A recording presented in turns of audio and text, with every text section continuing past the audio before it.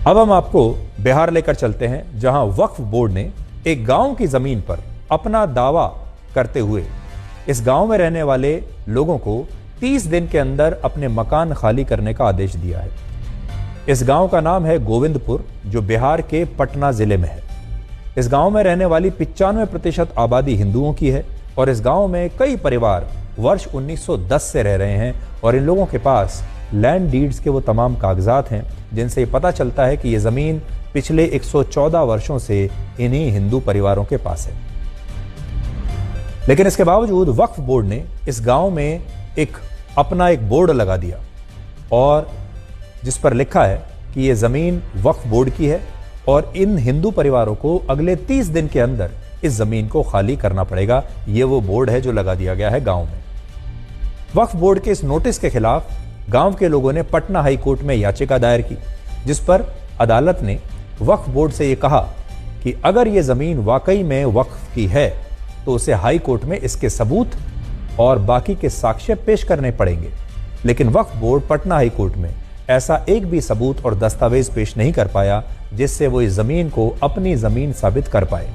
और इसके बाद पटना हाई कोर्ट ने वक्फ बोर्ड के नोटिस पर रोक लगा दी और इस गांव के लोगों को कहा कि उन्हें इस जमीन को खाली करने की कोई आवश्यकता नहीं है। और अदालत ने इस बात को भी माना कि ये जमीन इन्हीं लोगों की है और इनके पास ऐसे सभी दस्तावेज हैं जो पुष्टि करते हैं कि लोग यहाँ इस गांव में वर्ष 1910 से वाकई में रह रहे हैं। और अदालत के फैसले के बाद वक्फ बोर्ड का नोटिस इस गांव से हट जाना चाहिए था, लेकिन वक्फ बोर्ड ने हटाया नहीं।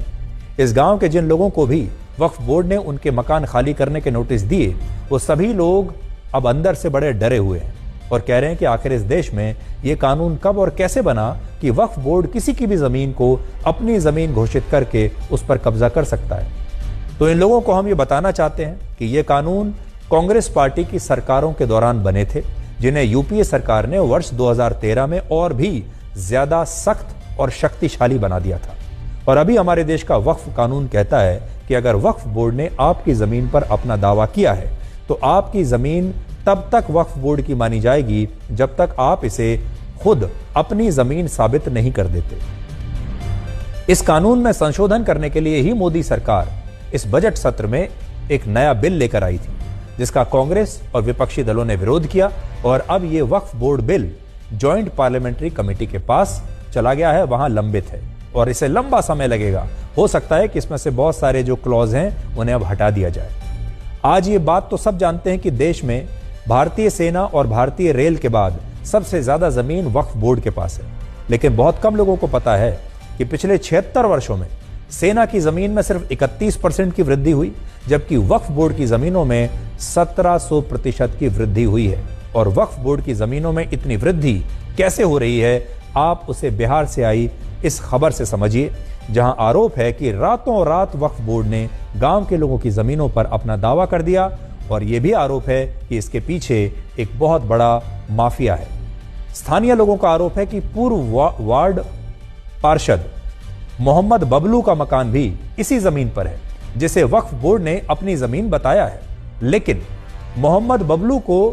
वक्फ बोर्ड ने जमीन खाली करने का नोटिस नहीं दिया, लेकिन बाकी के हिंदू परिवारों को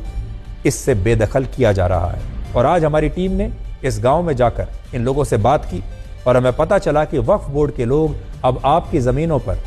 अपना दावा करते हैं तो लोगों को वो उर्दू में लिखे नोटिस देते हैं। और जब लोग ये कहते हैं कि क्या उन्हें हिंदी में इसकी एक कॉपी मिल सकती है, तो वक्फ बोर्ड इससे भी इनकार कर देता है। वो कहता है नोटिस भी आपको उर्दू में ही मिलेगा।